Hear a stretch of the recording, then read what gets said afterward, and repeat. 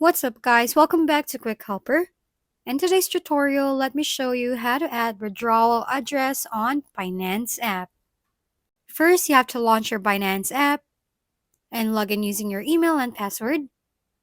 Once logged in, tap on your profile icon in the top left corner, then click the gear icon in the top right corner of the screen. Next, tap on withdrawal address from the list. You'll see an option for whitelist. Turn this toggle on and proceed with the security checkups. After that, click the plus sign icon in the top right corner. Now you need to fill out the details. First, select the icon, which can be set as universal address. Then paste the withdrawal address in the given section. You can also use the QR code icon to scan the address if available. Select the network associated with the address.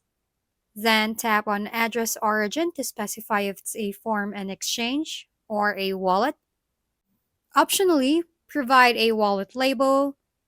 Finally, tap Save and follow the on-screen instructions. And that's it.